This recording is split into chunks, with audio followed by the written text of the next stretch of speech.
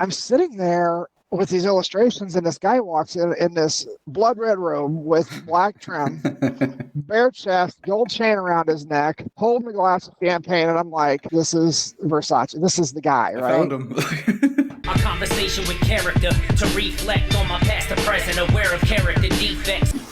Let's fucking do this.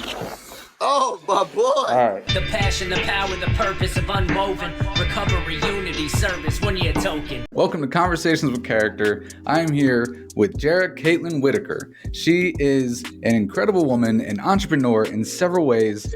I would explain more, but I want her to tell us. So tell us about yourself. What do you do? So I am a fashion designer, and I also own a trucking company, traveling across the United States, showing fashion around the world. And it's, just an amazing life. Yeah, you're coming to us live in your truck right now, right? I am. We are on the road in Pennsylvania, watching it snow, like a foot today.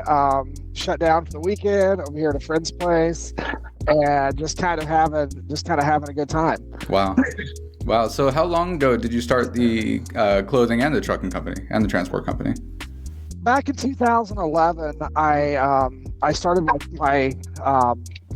my clothing business, and I basically said that I was going to be an import retail company like everybody else. In 2000s, it was big, it was easy, it was cheap. You could get into it, and my idea was to back up my fashion education with going mainstream, because I'd always been the assistant designer. I had never been the designer. I never had my brand, so I needed a way to generate income.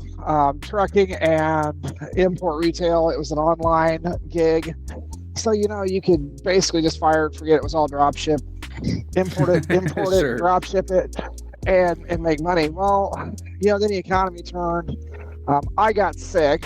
Had a blood clot, had some health issues, so I kind of just went, okay, I got to take it easy for a while. So I went back to driving, bought another truck, went back on the road, and started my own gig, to generate cash. And lo and behold, toxic fashion is back on its feet again, and here we go. So What's it called? Toxic fashion, TOXIK. Love that. That's awesome. And there's a story behind it. So I was an associate designer, and I was at a table one day, and I was making something, and I had a very toxic work environment that I was in. So the one of the designers who was my supervisor was kind of a bully, kind of just that, hey, everything you do is not good enough type person. And she was standing beside me. She looked at me as I was doing an illustration, and she goes, well, that just looks toxic. And I turned around and said, it absolutely is. It just in the back of my head thinking, I hope she caught the drift, And I was just like, yeah, that's exactly where we wanted to be at. So That's amazing. Passive aggressive fashion designer. I love it. I love it. So Yeah, that's 2011. You said you had a degree in fashion. I do. Went to school in New York. I got out of the military and needed something to spend all that GI Bill on. So I went ahead and went to New York, went to school, and got my degree in fashion retail. And I'd taken all the classes on the side and walked away and said, what, one of these days I'm going to be a great fashion designer. And life happens. Everybody has that dream to be a fashion designer. Nobody knows exactly how much this costs, but I will tell you, you count money by the wheelbarrow and bucket load. and then you realize that I got an education, I'm going to have to go to work for somebody. And, I didn't want to get caught in that trap like every other fashion designer that graduates. Everybody has that dream. You're an artist. You want to go and you want to realize that dream, be self-employed. You want to be the next Vera Wang. You want to be, Vera Bradley. You want to be Gianni Versace. You want to be, that next big name. And then you realize that it's kind of like becoming a pro athlete. It's like 1% of everybody that attempts this actually ends up there. Sure. And you work and work and work. So yeah, I'm working. Now, I read an article about you earlier, and it mentioned that your clothing company is designed for trans people. Yes. I worked for a company in Toledo. That was their main thing, was they designed solely for trans people. I was an assistant designer there. I moved to Toledo to help that designer out, and then I left, and that's when Toxic was actually reborn. It was kind of a bad story, but at the same time, it was probably the best move I ever made. I could imagine that. I could imagine. Some of the best moves are not always easy to make. They aren't. It was very emotional. It was tough. And, as an artist, you're like, wow, I'll start over again. But you know what? Every day as an artist, you start over. I mean, you start every day is a new day. I love that. That's a great saying. I had a really unique opportunity. Okay, so I was in the military, and I was at Miami-Dade Community College. This is how the education began. So I needed an art class. I loved fashion design. Here I am in the Air Force. So, Community College, the Air Force, great institution. And Miami-Dade Community College was the sponsor for Homestead Air Force Base. So I went to Miami-Dade Community College, signed up, started taking courses. And, of course, in that whole sign-up period, they're like, hey, you need to have an art class. And I was like, well, I love fashion design. And they had just started to offer fashion design. And I was like, yeah, we're going to do this. So we're about, I think, a semester in. And, there were no accelerated courses back then. You just had, every semester, and you paid for it. And there wasn't no proficiency advancing or anything like that. You could clip a few classes. But anyway, my instructor comes up to me one night and she's like, hey, instead of a lab this season, do you want to do a follow with a local fashion designer? Now, this is back in the 90s, right? So I was like, yeah, absolutely I do. I was like, I definitely want to do a follow. She's like, good, here's the list. So, farm kid from Central Illinois, I had no idea who these people were, So I'm looking down this list and I'm like, hey, my name's Whittaker. I'm usually at the bottom of the list, but at the same time, who's this Versace company? And I I mouthed the words. My mother's Italian. She'd probably laugh at me, And I was like, who is this? And they're like, well, his name is Versace. We don't know much about him. He's eccentric. He bought a house out on South Beach. He throws big fashion parties, works with a lot of high-end women's wear brands. And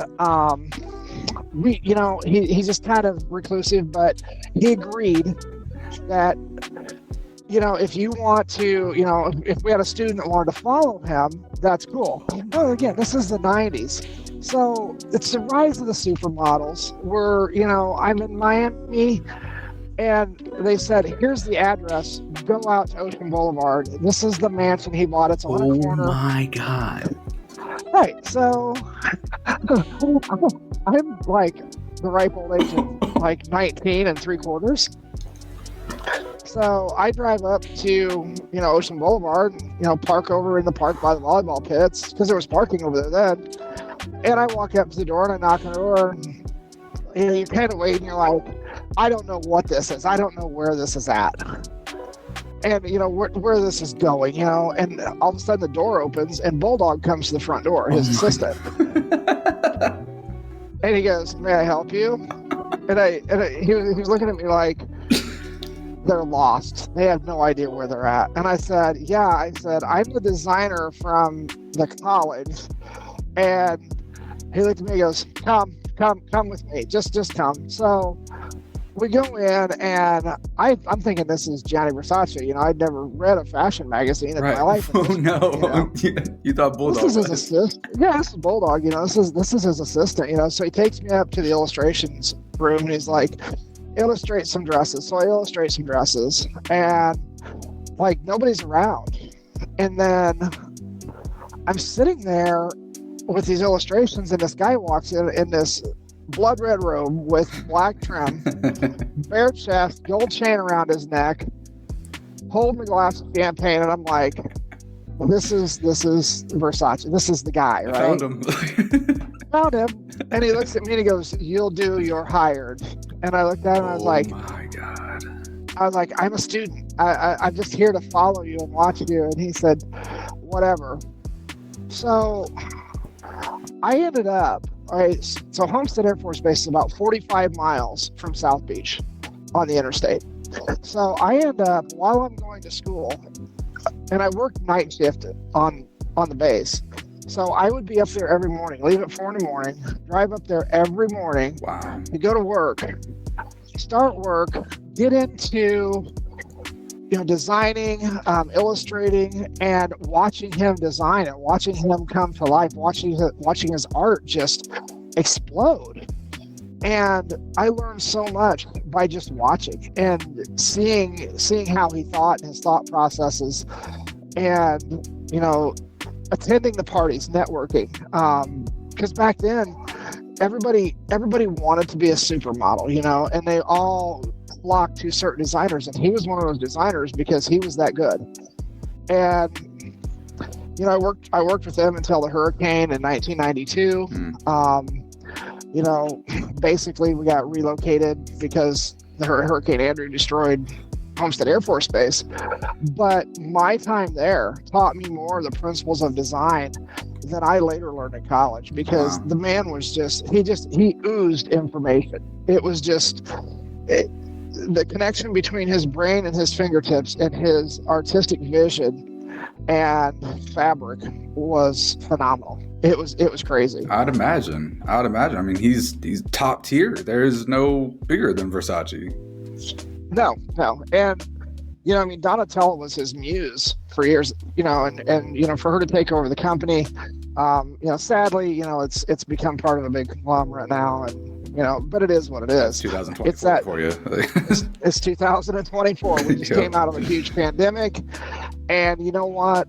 It's either time to be really, really big or be really, really small, because people in the middle that have a lot of money borrowed right now are going to be in a lot of problems, I think. So that's an interesting take.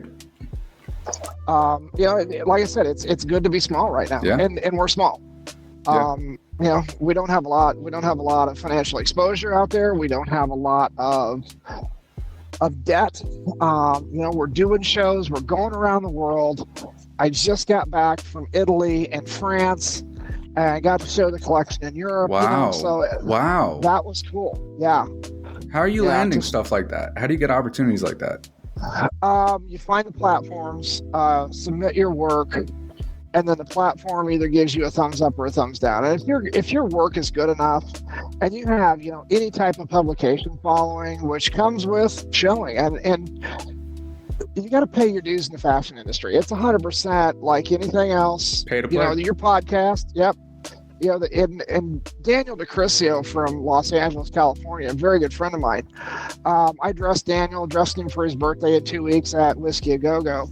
But still, even as your friend, you've got to be good enough, because these people have images, and they're A-list celebrities. And you got to be good enough to do that. Yeah. So I was honored this year when Daniel said, "Hey, it's my birthday, and we're standing in New York City," and he pulls out 2 tickets for Whiskey A Go-Go, and I was like, "The whiskey?" And he's like, "Yeah, you're going to dress me for that."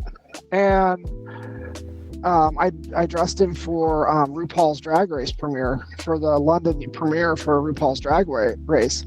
But even as your friend, you don't ever want to cross that line, and obviously he wouldn't have me do it if he didn't think that I could. Sure. So he walked for me in New York Fashion Week, and I've worked with Daniel even when I walked the runway. Daniel and I did like the MTV show in New York for Staying Alive. Oh, and that's cool. Yeah, we did that with Wendy Williams. That was pretty cool. Wow, nice. Yeah, so we did that, and to get to work with Daniel, and I've worked with Lauren Foster. Walked the runway with Lauren Foster back when I was walking. And most recently with Victoria Henley from America's Next Top Model. So I love working with Victoria. We're doing shows together. I've got to dress her for award ceremonies. I got invited to come to Atlanta for the Journey Awards and dressed her backstage. Got to hang out with her backstage for the Journey Awards. Wow. And it was just crazy because, all of a sudden I went from like a little bitty fashion designer just doing New York Fashion Week on platforms to all of a sudden now this. And now this is turning into a lot. I mean, people call me now and they're like, hey, I saw, you're doing this. Boutique owners call me, hey, we'd like to see your clothing line. And I have a shoe line too now on Alive Shoes. So you can go get Toxic shoes. Wow. Custom leather tennis shoes. I mean, we all remember the tennis shoes when we were kids, like they used to be leather and they used to be really cool and they weren't like man-made materials. They were natural. So when I saw this opportunity with this Italian shoe company, I was like, yeah, this can't be real. So you invest like $400 or $500 and they basically let you design on their software platform, which is like $50,000 for the software. Wow. If you had to buy it. Wow. And yeah, and you design the shoes, they take all the cost of production. You're automatically in production with your label instantaneously. And it's the best investment you can make for $500 because, yeah, they're selling shoes for you, but they're covering shipping, they're covering production, Wow. They cover everything. So, it was kind of a feather in my hat again because they're kind of on an approval basis too. So, you talk about how do you get into this? There's paying your dues, and you better be good because if you're not good enough to do it, they're not going to let you show on their platform. Obviously, the weekend seamstress isn't going to get to do it that, is sewing aprons. And, the kid that's buying a shoe kit at a big box store and sewing shoes together isn't going to make it. But people look at your work and it's really a judgment call. And, they want a quality show and they want to make sure quality products are going down the runway. So, yeah, I guess I'm good enough to show with the major platforms. Well, so. Absolutely you are. And what I think is kind of a curious part of your situation is, you started in the 90s with the legend Versace. And you just worked your way up, you networked through the fashion industry, you met all sorts of people, and you made a name for yourself. And you made a name for yourself before the internet. Exactly. Yeah, I mean, I watched the internet happen. Right. And it's such a crucial part of your industry now, but your following isn't huge, but you're getting these jobs because you are established. Your social media is not as important to somebody coming up, but would you say that social media is an essential tool for a young fashion designer trying to make it? Absolutely. And I think for a young fashion designer, I would give 3 major pieces of advice. 1, stay humble, because as you grow, people are going to know your name. And I think the one thing that probably propelled me the furthest was my humility. When you make a mistake, own it. Don't speak badly of others in that same breath. Karma's real. Karma will find them. Damn right. Part 2 of that is build your social media platform and don't be afraid to reach out to celebrities. A lot of celebrities read their social media. They don't respond, but they do read it. Especially if they don't know you're not going to respond. But a lot of them will respond, and say, hey, look, I'm a fashion designer. I'm coming up. I would love to dress you for an event. Because if you don't ask, you don't know. Yeah. Squeaky wheel gets grease. And the only bad question is the unasked question. Everybody said, well, the only dumb question is is the one you don't ask. And it's the same thing with fashion design. The worst question is the one that is not asked because you don't have a yes or a no. And once you get that answer, then you know. And a lot of times people look at your work and they're like, yeah, I want you to dress me. I like that. You're innovative. Yeah. It's not the normal. Absolutely. And the third piece of advice would be, I think, for a new fashion designer, is stick to the fundamentals of fashion design. When it comes to your mainstream income and money, the fundamentals will make you money. When you're venturing out like I do into these grandioso, dressing somebody, making these huge jackets or dresses or things like that, those don't make you money. Those make you a name, but they don't make cash because it's a one-off thing. It's advertising. To get a brand off the ground, they say it's 5 years. Wow. That's just the launch. We're in year 4 now. We're pushing year 4. And the first year wasn't even going to shows. The first year was just planning, just figuring out, what we needed to do and how to do it. 2 years back, I left TCC. That was the company that I was with that designed all clothes for trans people. That's their thing. It's owned by a trans designer. They're a good designer. And I really hope that, my best wishes for them. It just wasn't my shtick. Yeah. I like doing women's wear, and 2 designers at the same table. It's kind of like 2 cats in the same room, just too many cooks, not enough people, Sure. So I split off from that. Unfortunately, that relationship is, pretty much soured. Yeah. But it's okay. It's okay for that not to be okay. It's just, no harm, no foul type thing. And that's how you have to look at everything, I think, in every aspect of the art industry, because art is an industry, and that industry has to be pure. And there's passion, and anger, and there's passion and happiness, and there's passion in all these emotions. So even though it was a bad situation, take the best of it and move on, and apply that passion to moving on. To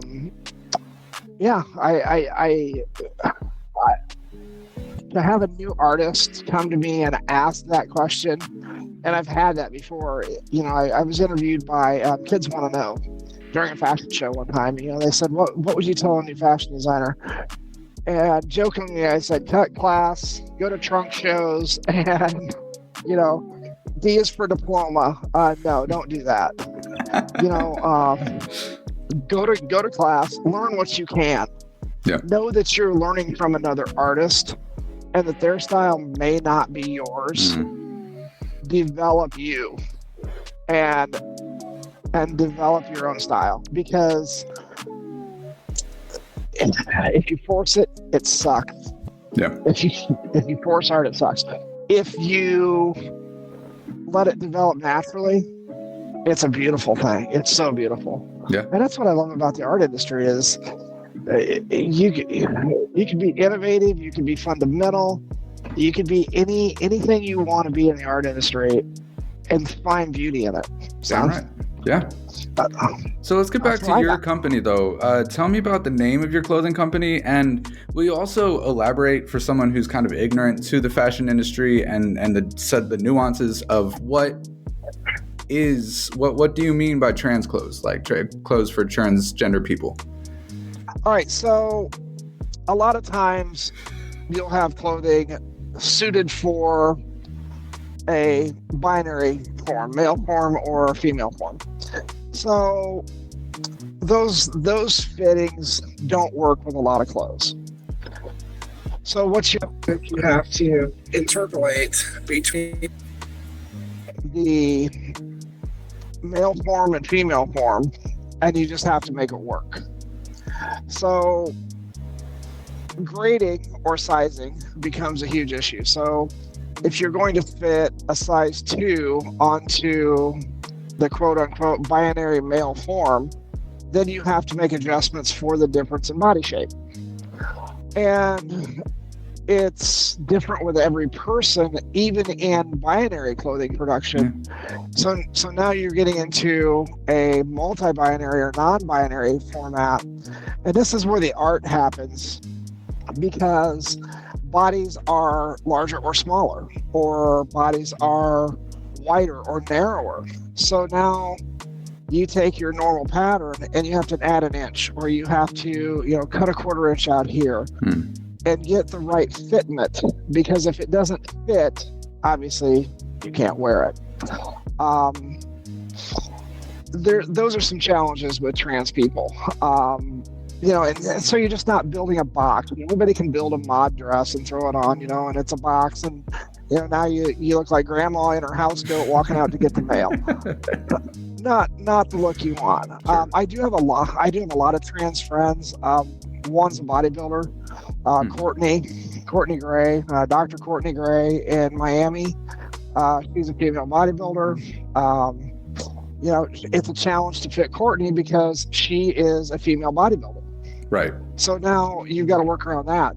It's not so much about being trans as it is about being able to interpret male and female clothing, and then mixing both fitting styles and coming up with a garment that fits.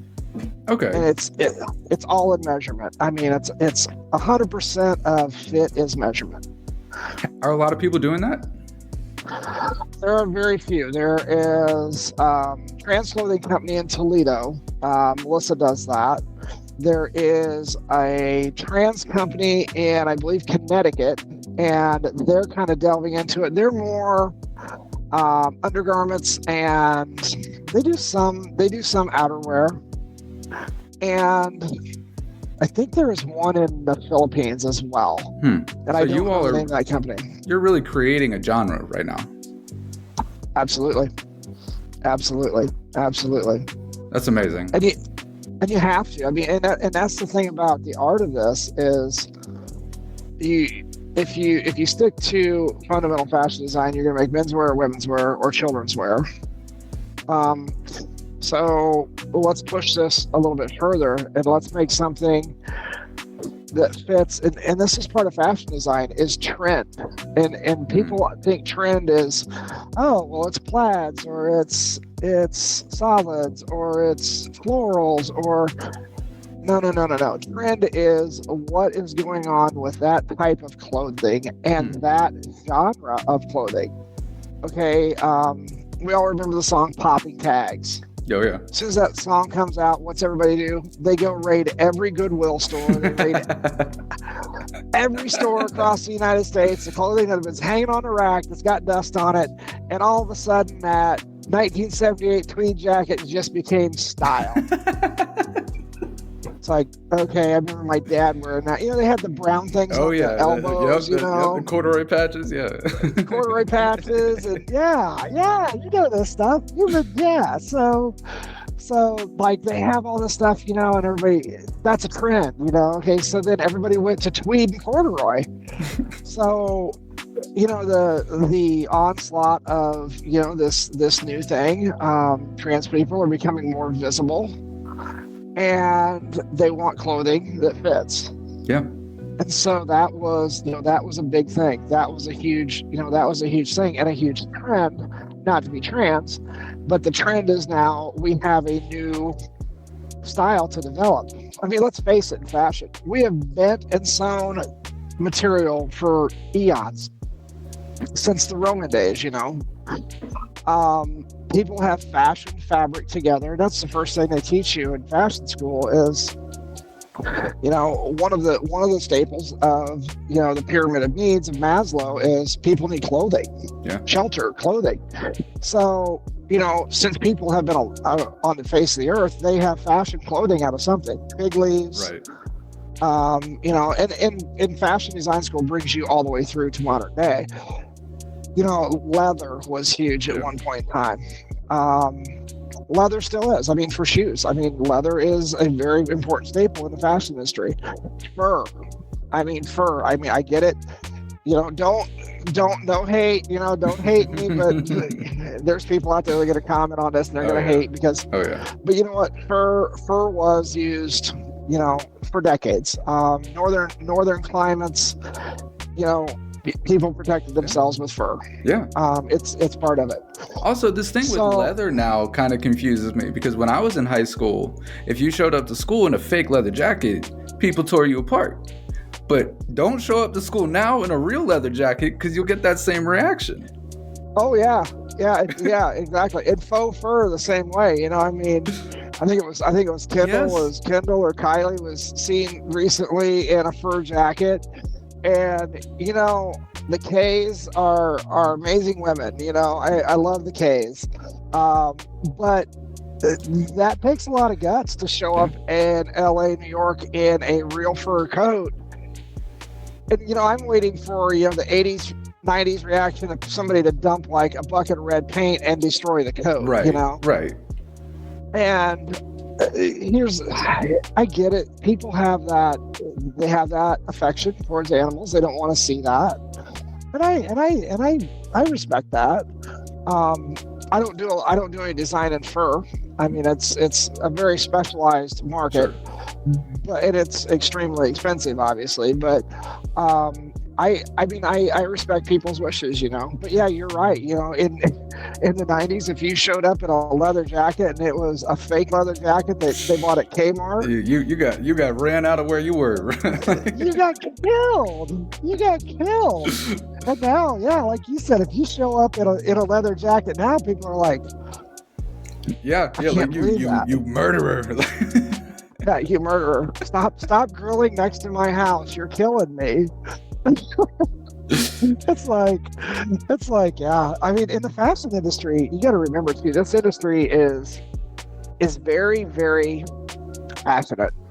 And you have people that are vegan. You have people that are obviously not vegan. They're carnivores.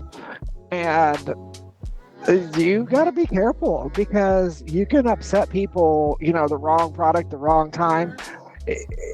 In the fashion industry, you can say one word at the wrong party, and it hits the wrong ears, and you can lose a career over it. That's models, that's designers, that's everybody. So it's kind of a minefield of an industry. So we kind of tend to stick to our own. Sure. We know who our friends are, and we're cautious when we meet new people as fashion designers because we're like, okay, let's we gotta know this whole situation before we even speak. So it's kind of a minefield, but yeah, sure. You're right. As far as we're trans people, I have trans models on my crew. I have 1, 2, 3, 4, 5, 6, 7, 8, 9 trans models. Wow. That we work with. Of that, I think at least half of them are signed with agencies in New York. Wow. And I would say 90% of my crew is probably signed with an independent agency in the city. Wow. I have a lot of connections, with people now that I've gained over the years, and a few of those were agencies. So for me to call an agency, if I find somebody that really has it, is really passionate, and has what it takes to make it, I know they're going to make it. I have no problem, sending them, a recommendation to an agency and be like, I think, you would benefit from this, because the agencies not only give you work, they also give you a portfolio of business, throughout your time with them. And it's really cool because you're building this portfolio, and before you know it, it's not only that agency, now it's ad agencies calling, and they're calling your agent and they're like, hey, look, we saw what this person did on the runway. Can they come do an ad for me? And that's how a lot of people get started with the big jobs, is from small jobs. Absolutely. I love working with models, especially models with good attitudes. Models that know what they're doing. They come in, they're professional when they walk in. You see them, first thing they do is they kick their shoes off in the corner. They throw their shoes on. They're dressed in black, and they're like, all right, where's the practice walk at? they're easy to work with. They just know what they're doing. They show up to, when it's time to get dressed, they show up, they got their hair and their makeup. They're out of hair and makeup. They come over to you and like, all right, let's get dressed. And you can always tell the professionals because they never sit down in a dressing room. They might kick their shoes off, but I'm good too because I hate wearing heels too. I can't stand the things.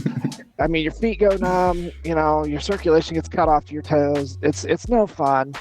And then somebody expects you to go walk 200 feet on a runway in front of 500 people, and it's just like, yeah, that's not, man, that sucks. And we've all done it. Sure.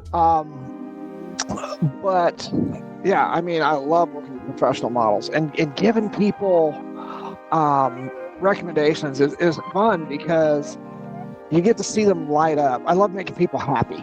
Yeah. I love seeing that happiness, and they get to see their dream start to take off. And they just explode onto the scene. And when something that profound happens to people and they see a dream come true, it's propulsion for their career, and I love that. Yeah. I love seeing people be successful. That's just, it's one of those crazy things that makes me feel good inside. And I didn't have anything to do with it. All I did was, talk to a friend of mine and said, hey, look over here. And, they're like, oh my God, thank you. And it's like, you did it on yourself. Exactly. Absolutely. It's like Glenda told Dorothy, darling, you've had the power your entire time. And I think that's a lot of it though, is showing people they have the power to do it. And once they have that positive experience, their life just takes off. That's why I like to stay positive. I love to stay away from the negative. Yeah. There's enough of that in the world. So. Yeah, no, absolutely. Are you transgender yourself? I am a transsexual woman. I transitioned in 2017. Wow. Okay. At the University of Miami. So later in life, always knew, tried to hide it, hyper masculine activities, went to the military, did all that stuff, married 3 gorgeous women, my 3 ex-wives. One lives in Australia now. One, she lives in South Carolina, and my most recent ex is in Omaha, Nebraska. Oh wow! You keep them spread out. You never want to. Women, all your exes don't live in Texas. They do not. Therefore, I can. So I always want to keep Texas open. It might be an option someday, but I don't know. Politically, it's not the best place right now. So yeah, that's not. Sorry, I had to go there. And that's the thing too. Is I just live my life. I don't push it. I think when I first transitioned, I probably turned a lot of people off with the way that I acted, and it was crazy because you get kind of wrapped up in the whole thing and you don't know how to act. After you kind of learn a little bit, life gets a lot easier because now you figured out how to act, and just be a human being. I don't push that side of my life. As I think Lauren Foster once said, I don't live at that address. And I'm just, her moniker is just another girl. Okay. And I've lived that. Lauren and I had been friends for a while. And Lauren had actually worked for the surgeon that did my surgery. And, of course, Lauren transitioned in the 60s in Switzerland. Wow.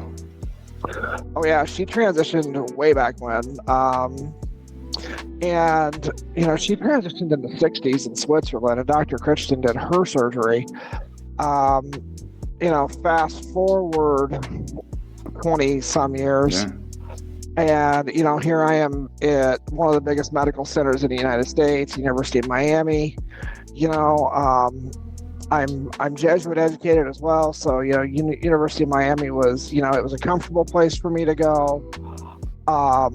So going to UHealth and having Dr. Chris Salgado as my surgeon was amazing. The man is probably the top plastic surgeon in the United States for trans people. Wow. hard to get his attention, but that's because the man's busy. And he doesn't just do sex change operations. He does, every type of plastic surgery on the planet because he's that good. I mean, he trains people from like their residencies, I think, are 7 years. And so he works with Larkin out of Palm Springs, and he does residency for Larkin plastic surgery students. Wow. And yeah, so I mean, Larkin is a huge name too. I mean, that's big. And for me to have that ability at the time, I had insurance. I had a job that had insurance. I wasn't self-employed. I was working for somebody else. I had a job that had insurance, and it was major to me because it was a life goal. And my life before that was pretty rough. I mean, I wouldn't say like illegal or anything, but it was just wasn't happy. I wasn't happy in anything I did. I drank continuously. It was just horrible. Yeah. And once I transitioned, I just watched my life go from like 0 to 60 overnight because now I'm happy. Wow. And I learned from that experience that, when people have a positive experience in their life, you can watch them explode and grow. Yeah. And when they become comfortable with themselves. And it's like models, that models that I refer, to an agency, you see them like working in an industry, they're serving tables, they're bartenders, they're doing, something to bring in money. And then all of a sudden they get their break in the fashion industry and you see them in a magazine. And in 5 years, their life is unrecognizable because now all of a sudden they're happy. Yeah. And I learned that from my transition and I applied that. And I want to give that gift to as many people as I can because it's, it's not just about my art. On the runway, yes, it is. It's obviously about my art. But in life, it's about watching these people just explode and watching these models take off. And for an example, I was in Milan. We were doing a shoot in Milan last fall. And I was there with Victoria Hindley and her mom, Lynn Hindley, is a photographer. And we're at Dumo Plaza. And I've got a couple of her models that she had come. So I dress them, and this is before the photo shoot. So we're just out like walking, and I'll send you these pictures. They're really cool. So there's 2 of these dresses that I had that really hadn't had a lot of playtime, and they're really cool dresses. So I had these 2 girls put these dresses on, and we're dressing on the street in Italy. So we got people standing around them, holding up jackets, holding up whatever. Oh yeah. It's Fashion Week, so anything kind of no holds barred Fashion Week. and the Polizia are kind of looking at us like, all right, what's going on over there? Is this illegal? I don't know. We can't see anything, but these 2 girls are naked. They're like sliding out of one set of clothes, which models are used to doing, and putting and models. Just it's like when you become a model, you just lose modesty. It's like, who's ever seen me naked? Who cares, right? Right. So they're like sliding these dresses on. And I was like, well, that worked out pretty well. So we're at Dumo Plaza in front of a 600-year-old church. And I was like, hey, guys, chase the pigeons out of the way. And you guys see those 2 blocks, walk toward me, and I'll take a video. And I did it with my phone, which, I got an S23 or S21, whatever. And it's got a huge, good camera on it. And they're walking towards me. And I turn around and look, and there's 4 paparazzi standing over my shoulder, firing away. And, I was like, who are these people? And Lynn Henley came over. She goes, oh, yeah, those are the paparazzi. They're taking pictures. So we had worked around Dumo Plaza all day that day. We shot Victoria, obviously. We shot Caroline. We shot my other model that was there. And I can't remember her name right now. And she's absolutely gorgeous. She's from Florence, South Carolina. We shot her. We shot another gal that was there, and we just kept moving around Dumo Plaza because everywhere in Milan is cool. I mean, it's Europe. Sure, it's cool. Sure. It's beautiful. So we go into the big mall, which is these 4 great big huge arches. They're probably 100 feet tall. And you're like, Savani is in there, the restaurant. You've got Louis Vuitton. You've got Gucci is not in there, but you have Versace. You have all the luxury brands are basically on the corners. They're the anchor stores for this place. So you get to walk through Louis Vuitton, and you walk in, and you're in LV in Milan, Italy. You were rubbing elbows with a lot of people that have a very high income that's somewhat disposable. Sure.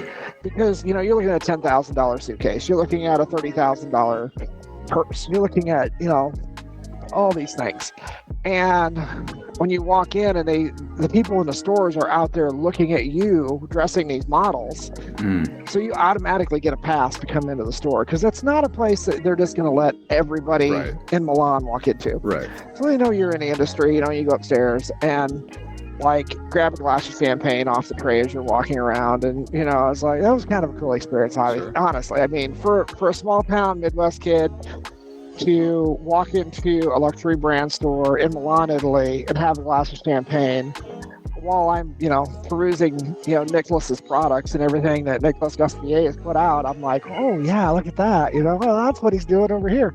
I'm not looking at it to buy it. I'm looking at it to see what he's doing. Damn right.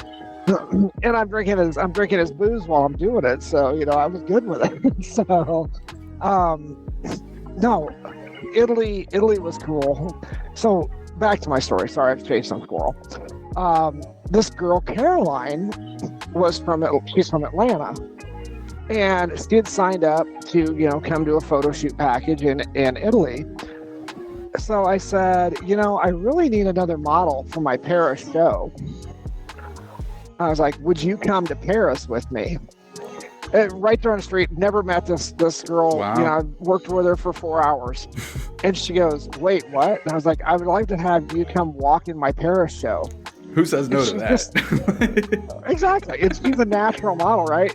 And she goes, yeah, I'll do it. Hold on. I got to call my dad and see if I can change my tickets, because he used his points for my ticket to Europe. Wow. And I'm like, all right, yeah, if it works, it works. She calls up. 5 minutes later, she's on the phone with the airline. I'm going to Paris. I'm going. Yeah, she's like, can I change my departure from Malpensa to Paris? And they're like, sure, we don't care. Wow. And she's like, oh yeah, and I'd like it to be a week later. And they're like, okay, fine. She actually saved money and got points back. So wow. I said, all right. I'm flying, from Malpensa, Milan to Paris tonight. And I was like, do you want me to get you a ticket? And she's like, no, I'll get a ticket. So she's looking for tickets. She can't find them. I'm off doing a photo shoot with a model. I come back and she goes, hey, I couldn't get an airline ticket from Milan to Paris, but I got a bus ticket. And I'm like, all right, cool. The bus is cool. It's 12 hours, but why not? Right. So I fly, I get there, go to the hotel, I check in. She's like, hey, I'm almost there. So I jump in an Uber, run into town, pick her up in an Uber. We go back to the hotel. And she's like, the bus ride up here. She's like, I'm sorry you flew. You should have ridden the bus. I was like, why? She's like, because we got to go see the Alps. Oh my God. We got to stop in Geneva, Switzerland. Oh my God. And then we came to Paris, France. So she basically seen a third of Europe. Wow. South France, Switzerland, Italy, because we're Americans. We don't know this stuff, Right. And right. It's so, hard for us to comprehend the countries are just right next to each other. Yeah, it's like driving through states, exactly. Yeah. So she takes the bus, has the best experience of her life. So Caroline and I, this is kind of our fun time in Paris, because actually as a fashion designer, when you hit the ground, you don't have a lot of time to see stuff. This worked out because I had a day. I had a day in Paris, and I had somebody there with me, so I felt like going out. I wasn't just like grogging around the city by myself. And I had somebody with me, so we took off on a walk. Now I'm wearing flats and, dressed like a typical American, got a sweatshirt on, got my hat on, my ponytail hanging out the back. And, I'm just cruising around the city with purse over my shoulder like every other American. And Europeans dress absolutely to the nines. I mean, they dress nice, they're proud of themselves. And us Americans were like, hey, I got my Alabama sweatshirt on and Roll Tide. a Roll Tide hat. Yeah, we're good. And so it's like, yeah, you look at the Europeans and it's like, a cardigan sweater, or it's like a jacket with a turtleneck and, nice slacks, nice shoes. No, not us. We're walking around the city. And of course, we're trying to take in as much as we can from 11 o'clock in the morning when, we both finally woke up at the hotel, had an amazing breakfast at a hotel, which was crazy. Went into the city, and we're all carved up because we ate a bunch of bread. So we're walking around Paris, and it's 4 o'clock in the afternoon. It's like, it's time to drink. So we find a bar, which is everybody is sitting on the street, people watching. So you go have a few at the bar. So we're like, hey, that was cool. Let's go walk. So we're walking around. We end up at the Louvre. Okay. And like, hey, that's the Louvre. And you're standing outside and you're like, hey, that's the Louvre. Yeah, that's pretty cool. And I was like, you want to go inside? Nah, it's getting kind of late. Tickets are expensive. And, we're not going to go in the Louvre. So I was like, okay, where do you want to go? And she goes, I want to go see the Eiffel Tower. So it's getting dark. And I'm like, I've heard the Eiffel Tower is in a bad part of town, but yeah, let's go. So we start walking, and we'd walked a long ways that day. I mean, our legs were already like feeling like NFL players. And so we're walking along and walking along and walking along. And I was like, how far do you think we've walked today? And we started thinking about it. We'd walked like, I don't know, 6 miles that day. Wow. Well, just walking all over Paris. I mean, all over Paris. So from the Duval Hotel, we walked clear over to Lagerfeld's old office. Then we walked all the way back to the Louvre.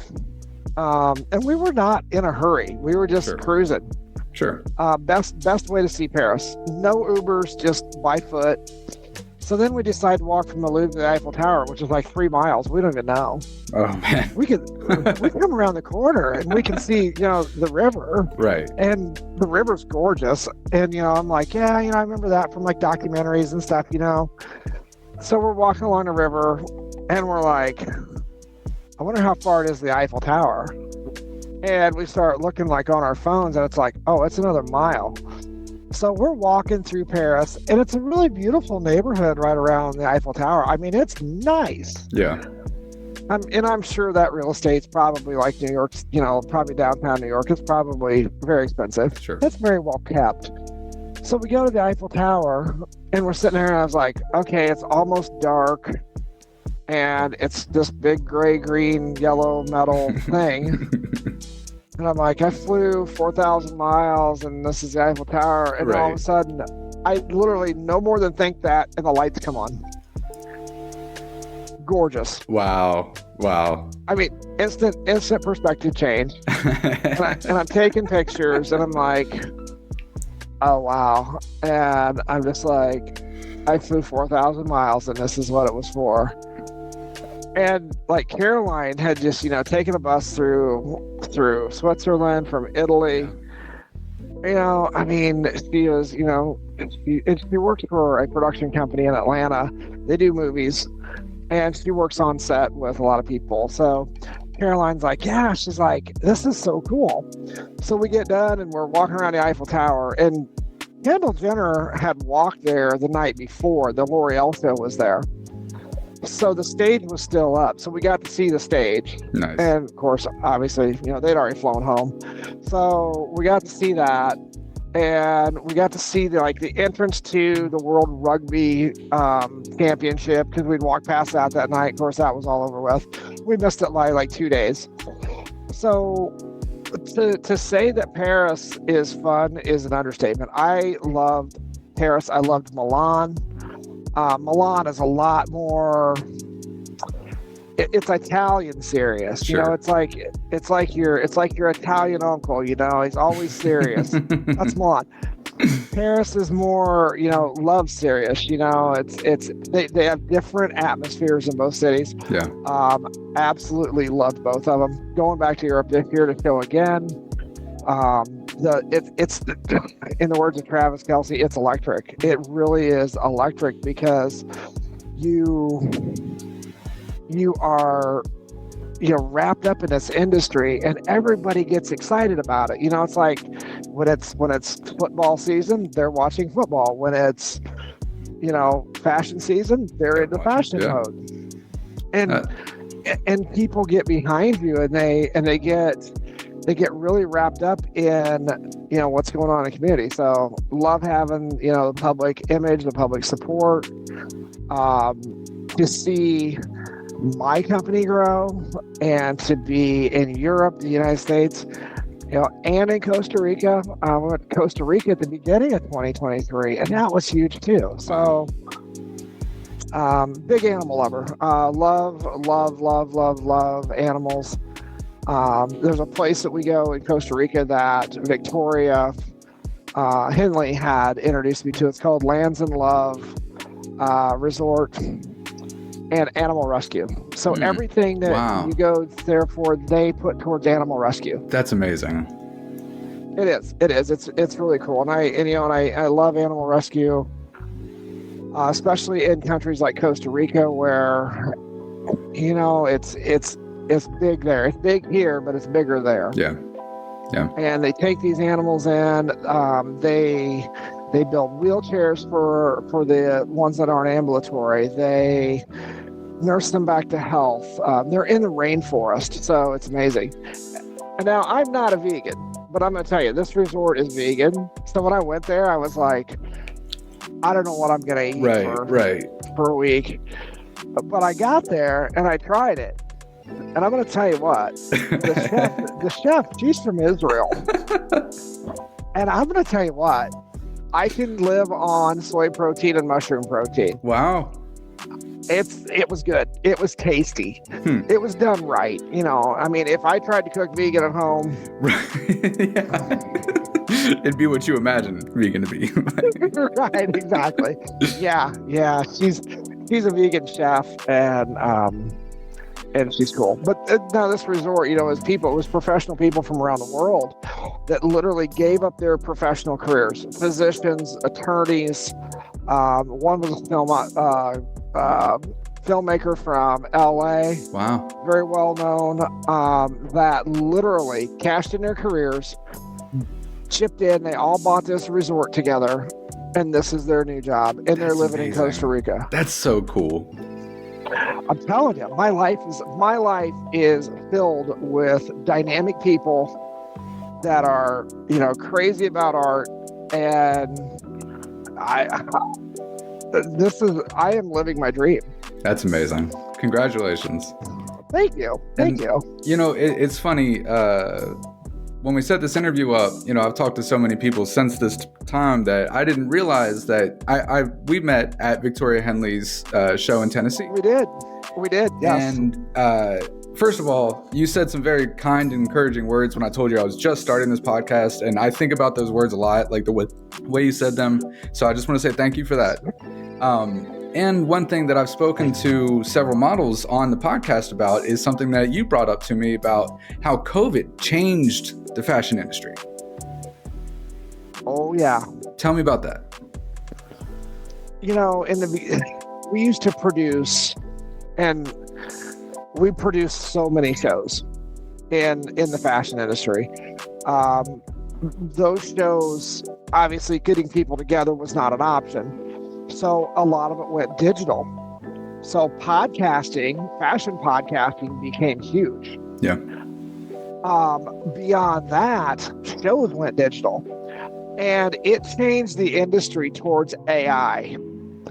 So what we're seeing now is it doesn't have to be fashion season. You just need to have an AI production unit that can take your clothing and throw it on an AI model. And in some cases, it's threatening to some models because, their images can be transplanted on somebody else's body. Right. They can be put on a computer-generated body, and basically they're out of work. That's kind of the downside risk to the whole thing. The biggest thing that I've seen since COVID was we don't produce clothing the way we used to. It's more small batch. Even the big houses are more small batch production of clothing to reduce waste and increase sustainability. Keep it sustainable. Keep it moving forward.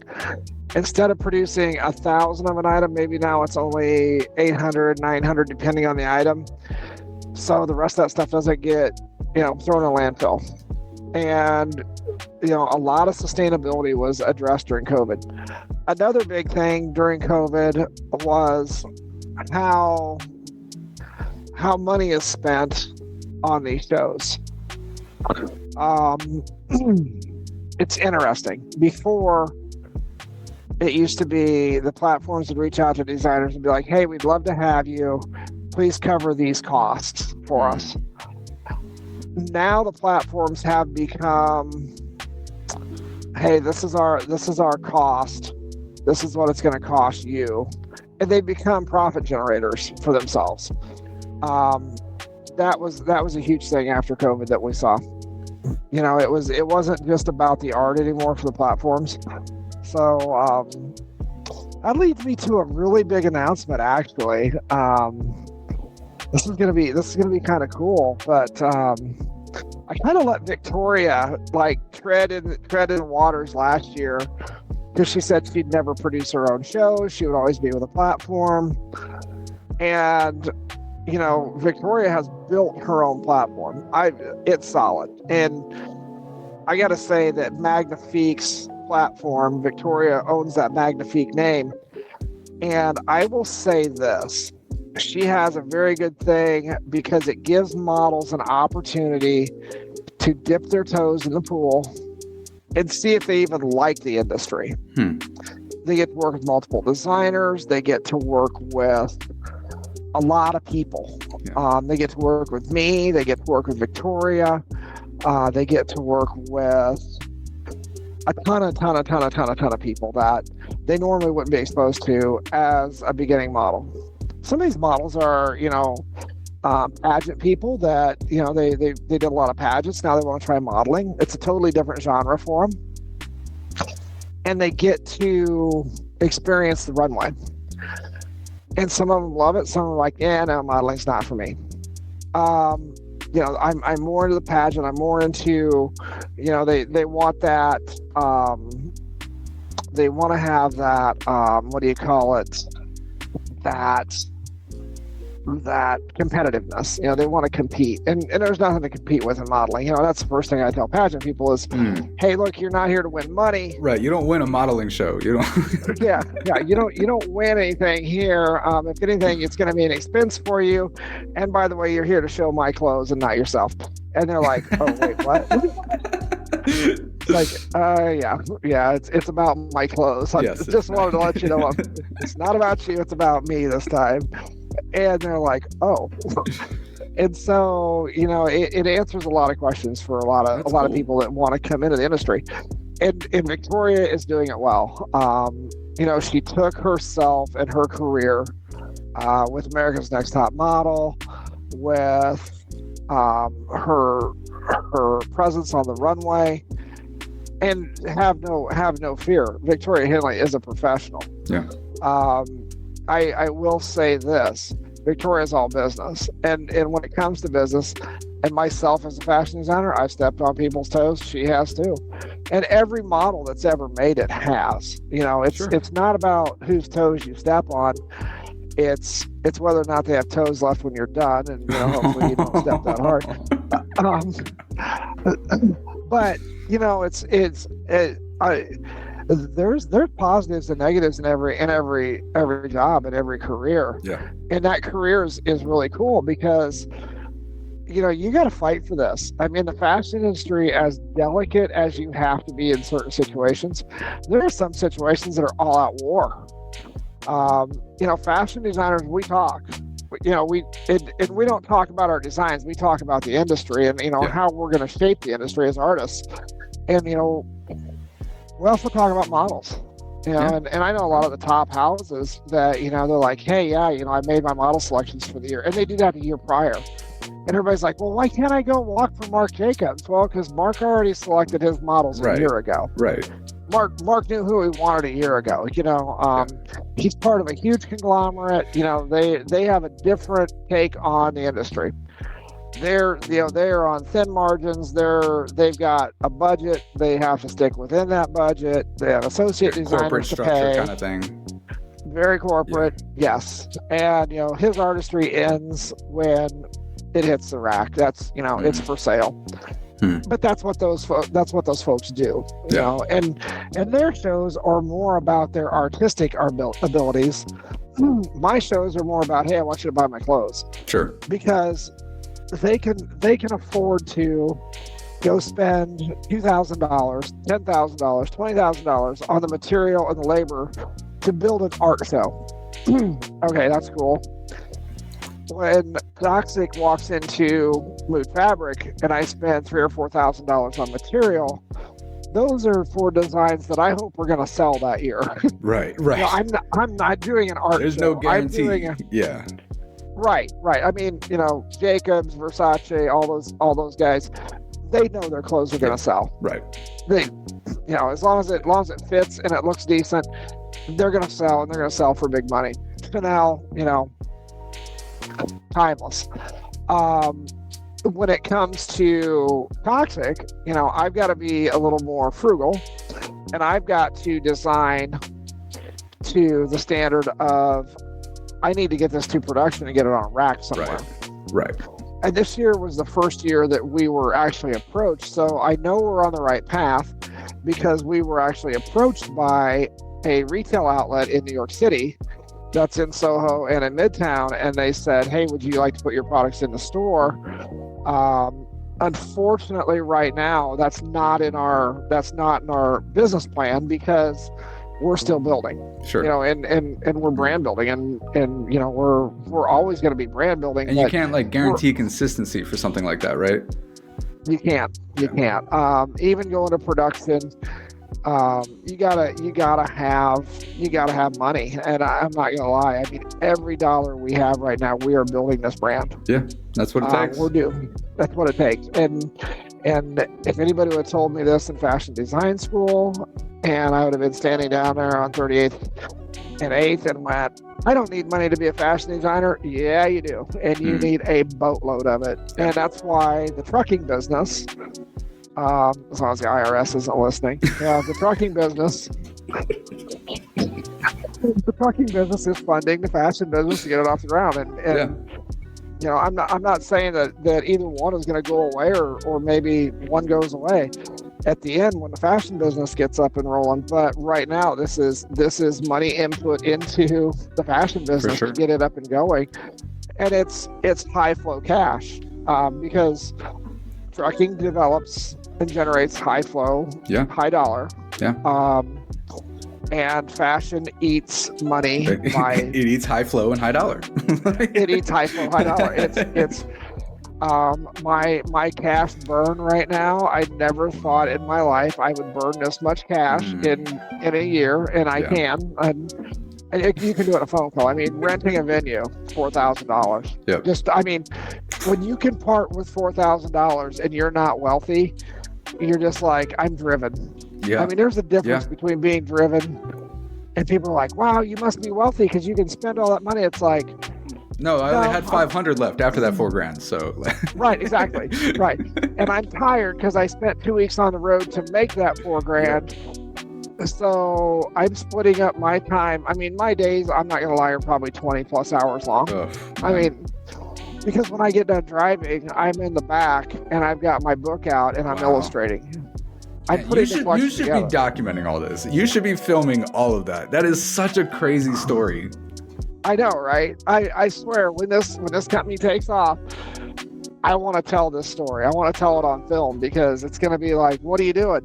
Well, it's 11 o'clock at night and I'm in Steele, Arkansas, and I am illustrating five pieces from my new collection. The one that I posted on the internet the other day about the simplicity, the elegance and simplicity dress that I put on the internet the other day. I'll probably end up producing that for this collection. But I wanted somebody to see, I wanted the world to see my illustrations and, you know, just to be very simplistic with this dress and say, you know, elegance exists in simplicity. You don't have to have something that is overblown and so ornate that, you know, it's elegant. No, elegance is in simplicity, minimalism. Yeah. You know, in some cases, and I work between, you know, both minimalist and maximalist. I can work in either or anywhere in between on that spectrum. But I myself just try to develop new concepts. It fix problems, because as fashion designers, that's what we do, is we fix problems. We make really cool clothes. But when you do that, you run into, you know, ergonometry. You know, does it work? Isn't that the game for every artist? Every artist is problem fixer. Problem fixer. I mean, you're an artist. You got to fix a problem. Yep. You know, and if you can't fix a problem, then art may not be your thing. Yeah. But I mean, fashion design is so fluid because you get to see it go from metaphysical to physical, and people don't understand that whole connection. You know, it's like, hey, that's a really cool dress. My red T-neck dress. Nobody had done a high neck dress, and I think the one that you saw Hannah wear probably at the show, and Victoria's worn it as well. It's a very elegant red sequin dress. Comes in multiple colors, and it's on sale now. So nobody had done a high neckline for years. Everybody had stayed away from it, you know, and I had conversations with designers, you know, the season prior, and I was like, what do you think, going back to high neck? And one designer even looked at me in New York and went, ew. Oh, no. So I do the high neck dress. We walk it at Fashion Week. We reveal it in Costa Rica. We walk it at Fashion Week. And I mean, when it came out of the bag in Costa Rica, Victoria was just like stunned. And Hannah was like, oh, I love this dress.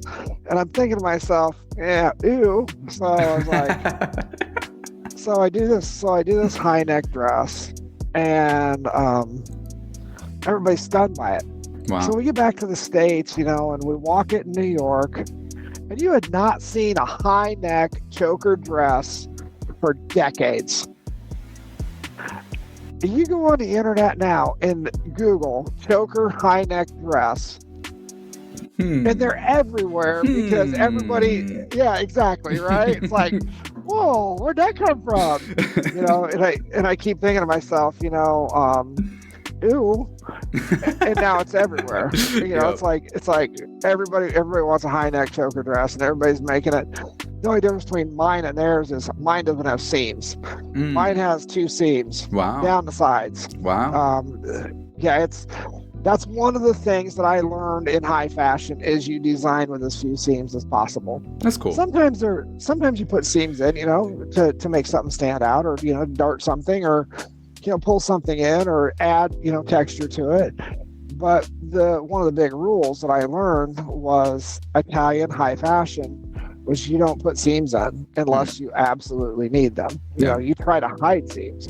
Look at an Italian suit, like a men's suit, you'll always see the seams under the arms, or you'll see the fitting adjustment under the arm. You'll see like that small band of material. Sure. That's because they made the jacket bigger or smaller for the person it was measured for. Sure. So that's where you make your adjustments at, but you try to hide seams in those types of things. But I won't bore you with all the technicalities of fashion design, but it's weird how people will see something at a show, and then all of a sudden it becomes the thing, you know, and they change it, you know, so nobody wants to steal anybody else's designs. Right. But They idea. want to, but the idea, Yeah. you know, the idea, you know, now we're back to high necks, and Toxic put that out there. So, you know, and it caught a lot of attention. It caught a lot of attention in New York. A lot of fashion people were talking about it and said, wow, she's really, really went out there, and she's really, you know, pushing. And they see now that I'm for real. You know, it's not my first show. It's not my first rodeo. You know, we go to shows. There's paparazzi there. You'll see them.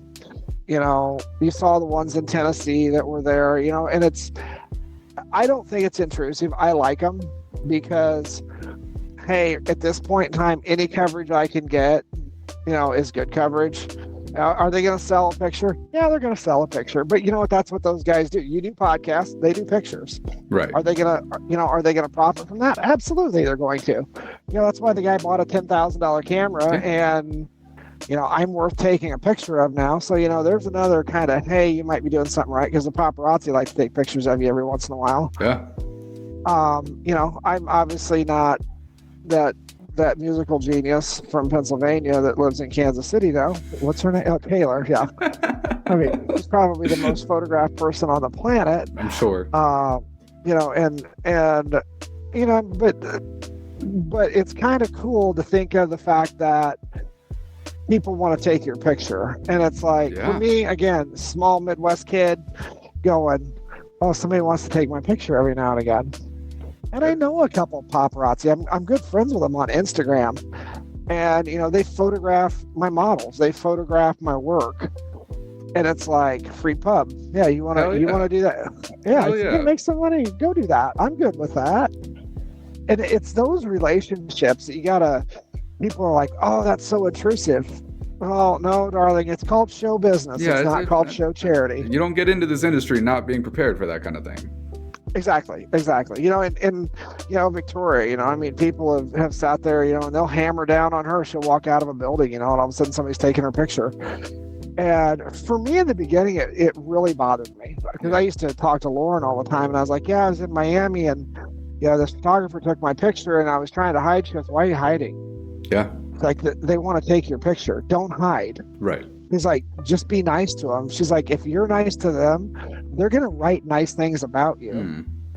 And I had a couple, that really did write some really nice things, about, up and coming fashion designer, revisits Miami. And I've had some slam articles written about, my status in, my community. And people want to, they want to play games or whatever. Go ahead, do those. I don't really care. That energy will be met by karma with, someone just like yourself. Yep. And plus, no press is bad press. Just keep saying my name. Keep writing my name. Keep saying it. Keep telling everybody. When I get a bad response, like on Instagram, I'll respond to somebody will be like, they'll say something negative. I just write, thanks for being a fan, because you just, you made my numbers go up by answering a question. Damn right. So it's like, yeah, I know how to play this system. I mean, and that's the thing with the fashion industry is popularity has to be there. You asked that question in the beginning. Yeah, you have to be popular, and you have to keep your face out there. Yeah. The designer that hides, that's why we do these shows. Fashion Week used to be called Press Week. It wasn't called Fashion Week at the time. So. Oh wow. Okay. I didn't know that. So it used to be Press Week. Yeah. In its beginning, it was Press Week, and Press Week was the absolute beginning of Fashion Week. It was the press was invited in to see the designs and to publicize them, because we didn't have the internet back then. Right. I mean, could the fashion industry continue without Fashion Week? It could, but it's so ingrained in our being as designers and as a society and as a community that Fashion Week really can't go away, because if it does, it would be sad. Yeah. When designers just design something and you put it on an AI model, and the next thing you know, you have a collection, and you just, oh, here's my collection, and you show it to the world.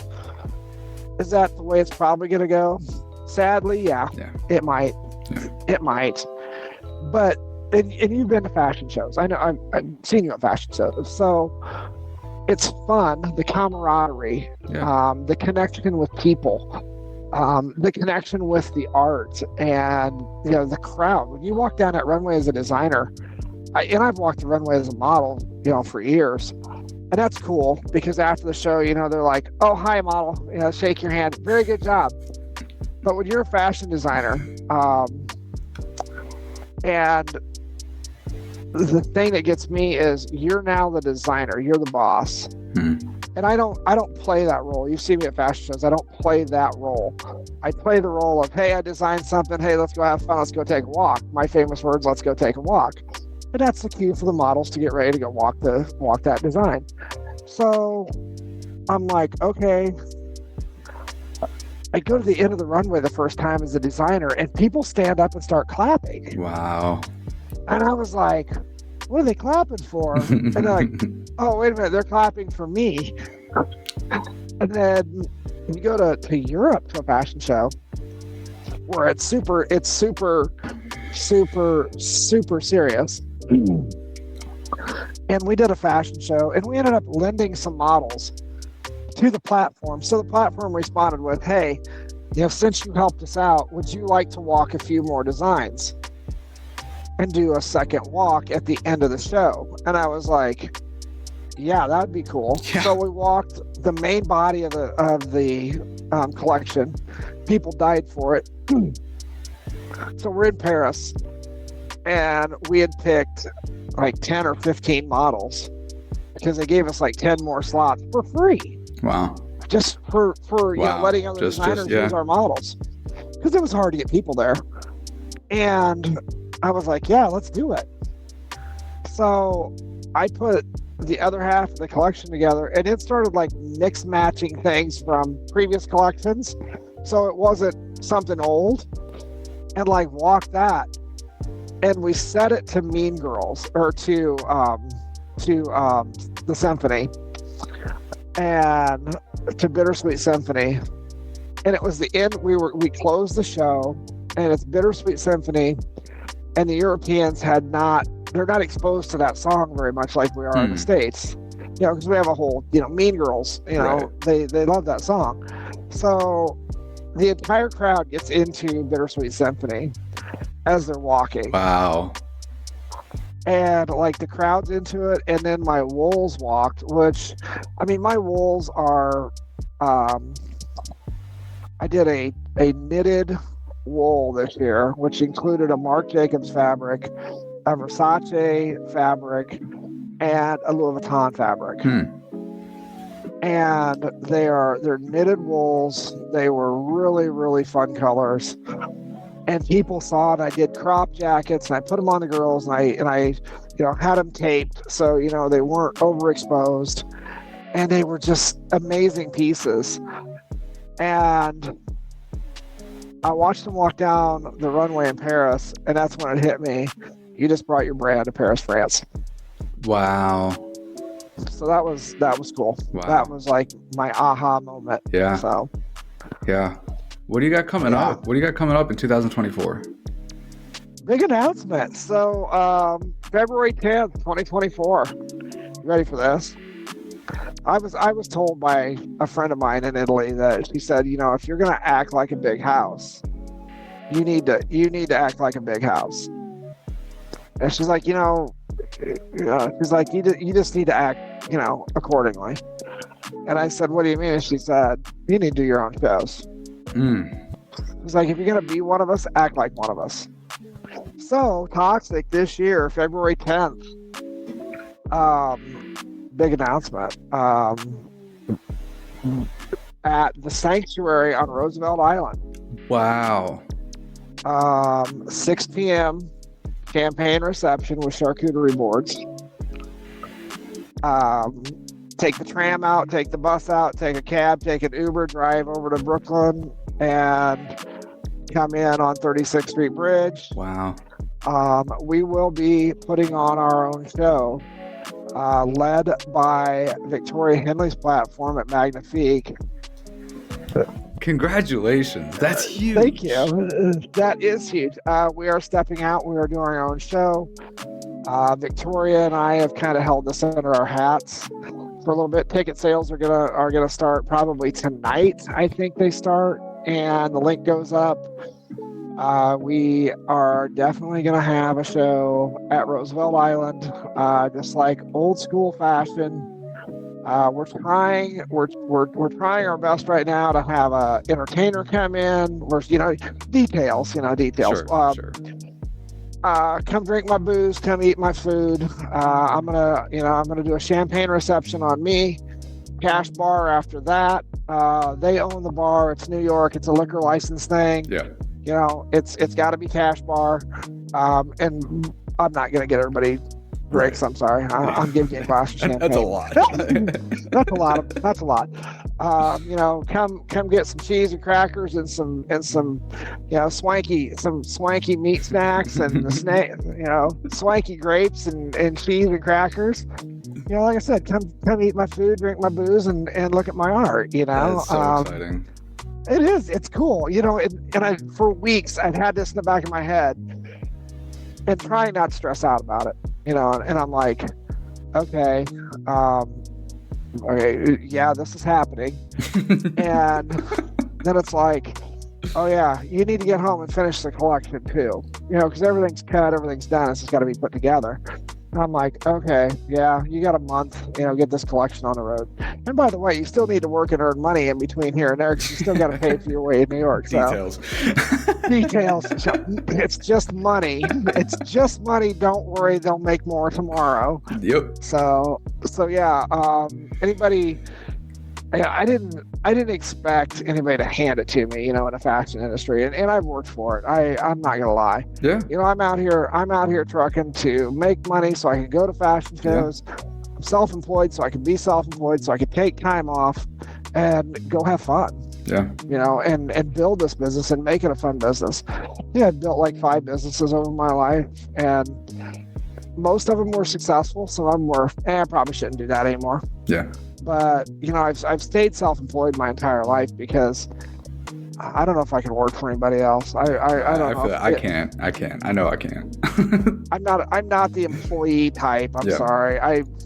And there's probably a lot of HR departments that'll tell you the same thing about me. It's like, the prospect of applying for a job somewhere someday is probably going to be like, geez, I wonder how long it's been since, does anybody there remember me, or it's the whole HR department? Yeah, it's like, no, I'm just not the employee type. Yeah, sure. Probably not going to go down that road again. Self-employment fits me, which is 3 times as hard as working for somebody else. You're responsible for everything. Yep. And I think once you become self-employed, nobody really wants to hire you because then you know all the secrets of business. Yep. So, and it's also very difficult because you also see how much money they're making compared to what they're paying you, and it's a killer. When I was in the Air Force, I got out and I worked for an aviation company. I am a licensed aircraft mechanic. I do have my A&P license as well. So yeah, I worked at a small aviation company called Gulfstream Aerospace in Savannah.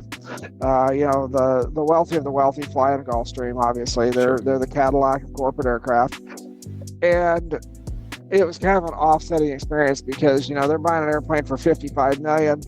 They bring it into Gulfstream, who made millions selling, building, designing the aircraft, obviously, outfitting it, and people that are flying on it are in a category of people that you can't even fathom their lifestyle. I know how stressful mine is. I would hate to be them because if I had to look at a $28,000 jet fuel bill to fly from Savannah to Los Angeles, I'd just cry. Yeah. They do it every day. And I looked at Gulfstream charging, I think they charged at the time, it was a steal at $250 a man hour for aviation maintenance. And I think we were making $13.84. Yeah. That was. Yeah, that's enough to not want to go back to work. That's. Yeah, and that was early 2000s, I think, and late 90s, early 2000s. And I was raising 2 children by myself. I was a single parent. So I had a second shift job working in aviation. Raising 2 kids. I had a nighttime babysitter. Wow. I had to work second shift to get that differential. Yeah. Because I had bought a mobile home. I didn't want to live in an apartment, so I bought a mobile home. Brand new off the lot, had it set up. Like everybody else that's ever been in a mobile home in their life, you throw the windows open for the first week to get the smell out because you can't breathe. It's like formaldehyde for the first week. But no, I bought it. I moved it into a mobile home park. It was really kind of a cool mobile home park, really nice and clean. Older folks, had the kids there, had a babysitter.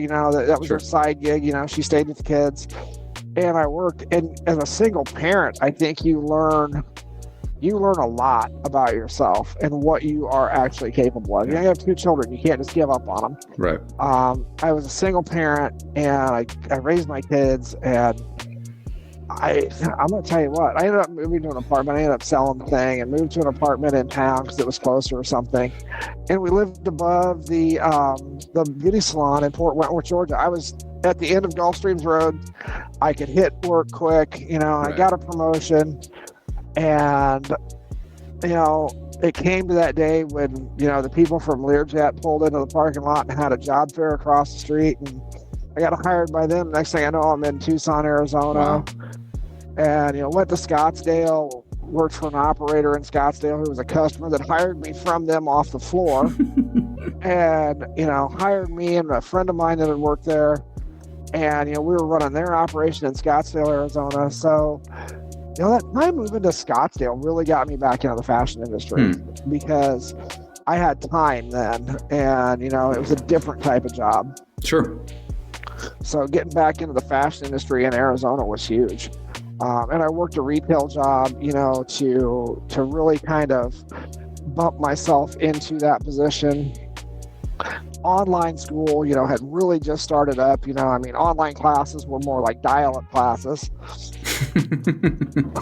They were horrible. I turned everything on. The first edition, these kids today have Blackboard in college still as a program to turn in assignments. When we had Blackboard, it was dial-up. It was horrible. Wow. It was horrible.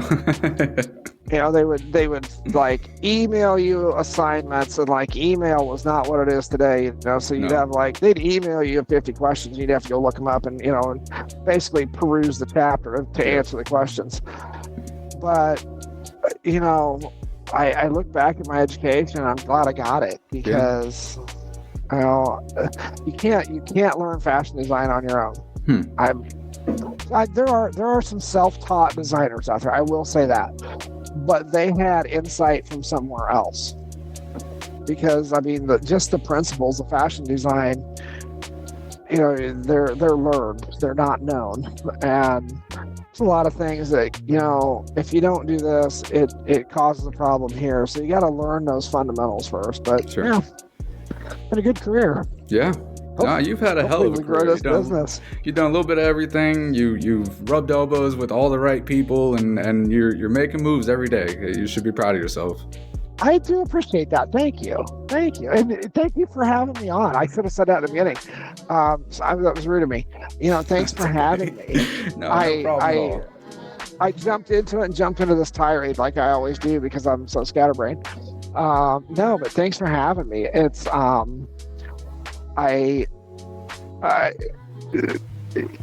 love watching this whole thing grow in front of me.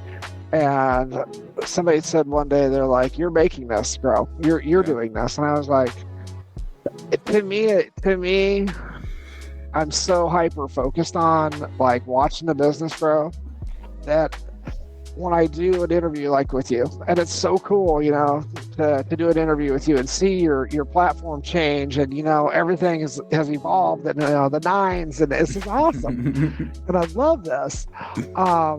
But to do these interviews now, there was a time when these interviews didn't exist for me, right? And now they do. And I want to say this to up and coming fashion designers. When these opportunities present themselves, obviously do them. Be humbled and take these opportunities because somebody wants to talk to you. Somebody wants to know your story and tell your story. And tell it. Also, people want to support a person over an artist, a designer, and they will support a person that they find they like or respect or admire. Your work has to be good, but it's not going to speak for you. Exactly. Exactly. They want to know who that person is behind it. You know, people have asked, you know, who was Gianni Versace? Gianni Versace was a really cool artist. He loved people. He loved to party, and his parties weren't about the things that people think they were. His parties were about getting contact with people, having contact with his consumers, with his constituents, with people that were in the industry, those people that could enlighten him and inspire him. Were there some wild Versace parties? Yeah, there were. But you know what? Everybody's had a wild party. Yeah. Yeah. You know, and you got to have, especially in the 90s in Miami. What? Yeah, that was off the chain. I mean, we didn't know what off the chain meant back then. We just called it, "Hey, this is a really cool party. You should come." And people were like, "A what?" And it was it's like, the bomb. Really? it's the bomb party, and it's like the head shake and the unspoken word. They're like, "Oh, party!" Ooh, okay.